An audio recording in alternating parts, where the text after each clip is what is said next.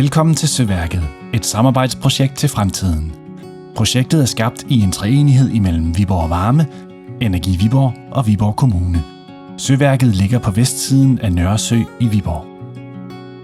Bygningen er fra 1900 og er oprindeligt opført som en vandværksbygning og er tidligere ejet af Energi Viborg Vand. For at bevare den historiske bygning er den nu overtaget af Viborg Varme, der benytter bygningen til at installere en varmepumpe. Siden år 1900 og frem til 2006 er der blevet indvundet grundvand i bygningen, men det stoppede, da vandet ikke længere havde drikkevandskvalitet. I de tidligere år har der også været badeanstalt og atletikstadion på grunden. Grunden til, at vi etablerer Søværket, er, at varmepumpen bidrager til den grønne omstilling. Dette medvirker til et lavere naturgasforbrug i Viborg Varmes øvrige anlæg og bidrager til lavere CO2-udledning.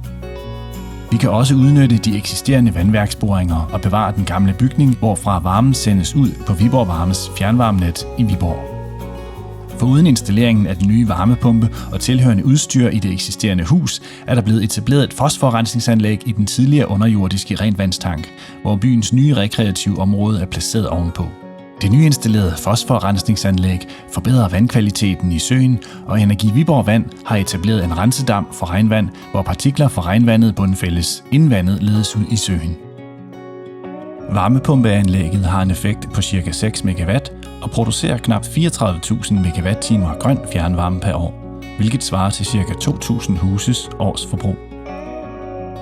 Energikilden til varmepumpen til vinterhalvåret består af ca. 2,7 millioner kubikmeter grundvand, som pumpes op fra de oprindelige boringsstationer, og i sommerhalvåret pumpes 1,2 millioner kubikmeter søvand ind fra Nørresø.